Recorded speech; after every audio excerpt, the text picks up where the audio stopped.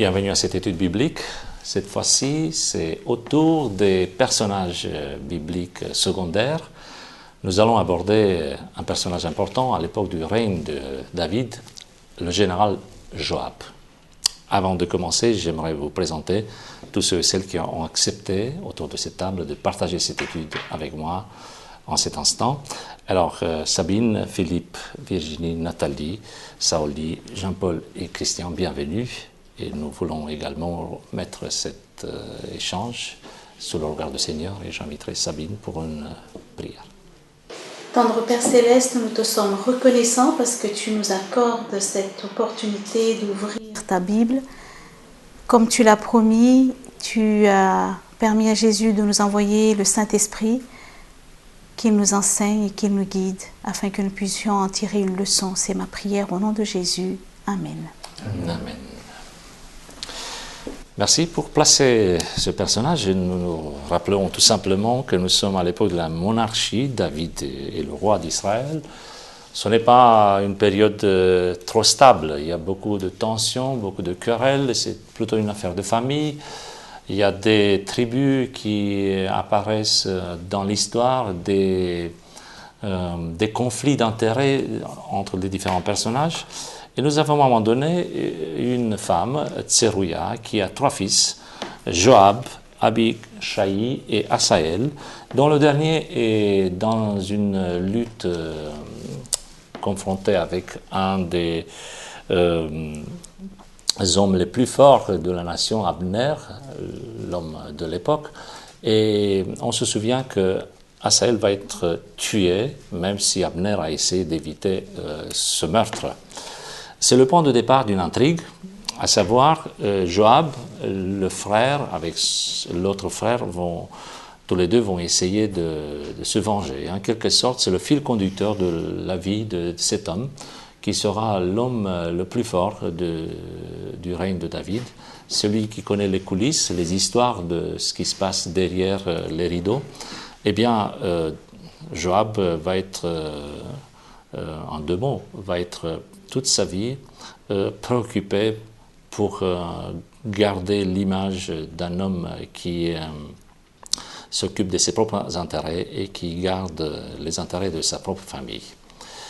2 Samuel chapitre 2, je vous invite à lire ensemble et je demanderai à Sabine de nous présenter ce texte biblique qui évoque une situation particulière,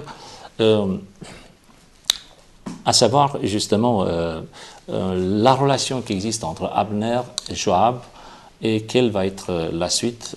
Après, je demanderai aux uns et aux autres de réagir. 2 Samuel chapitre 2. 2 Samuel chapitre 2, versets 17 à 23, et je lis dans la version seconde. Il y eut en ce jour un combat très rude dans lequel Abner et les hommes d'Israël furent battus par les gens de David. Là se trouvaient les 3 fils de Tserouja, Joab, Abishai et Asaël. Asaël avait les pieds légers comme une gazelle des champs. Il poursuit Abner sans se détourner de lui pour aller à droite ou à gauche. Au verset 20, Abner regarda derrière lui et dit « Est-ce toi, Asaël ?» Et il répondit « C'est moi. » Abner lui dit « Tire à droite ou à gauche, saisis-toi de l'un de ces jeunes gens et prends sa dépouille. » Mais Asaël ne voulut point se détourner de lui. Abner dit encore à Asaël, « Détourne-toi de moi, pourquoi te frapperais-je et t'abattrais-je à terre? Comment ensuite lèverais-je le visage devant ton frère Joab ?» Et Asaël refusa de se détourner, sur quoi Abner le frappa au ventre avec l'extrémité inférieure de sa lance, et la lance sortit par derrière.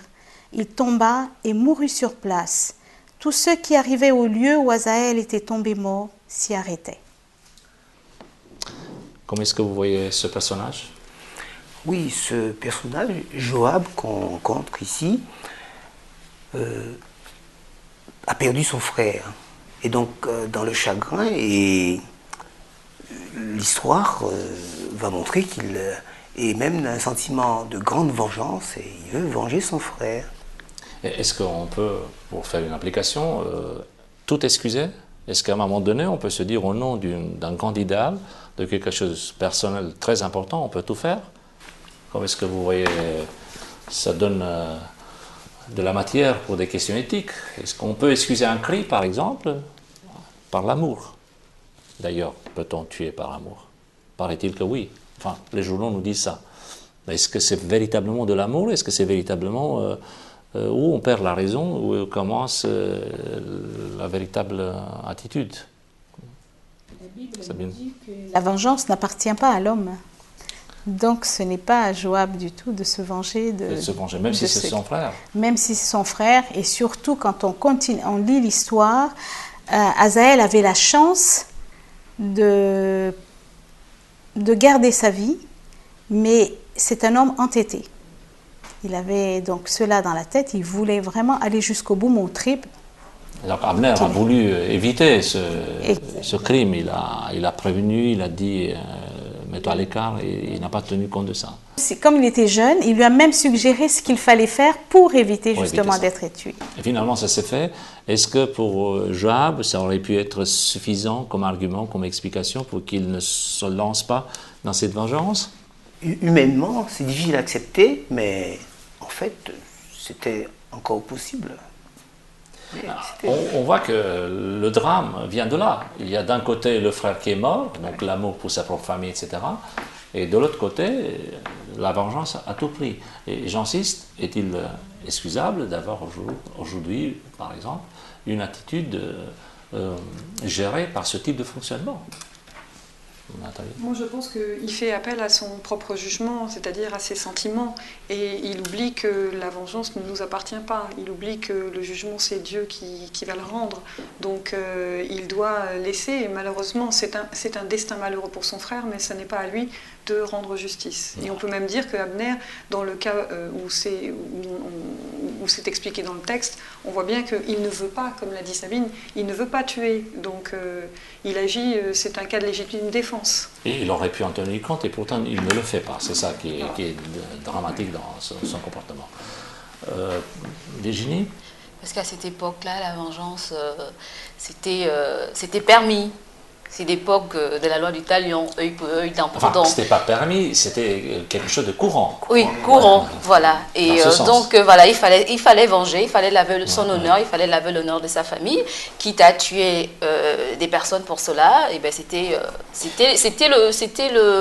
la politique de l'époque, on va dire. La politique humaine. Voilà. Il faut préciser humaine. les choses dans le sens que Dieu avait un autre plan à chaque fois.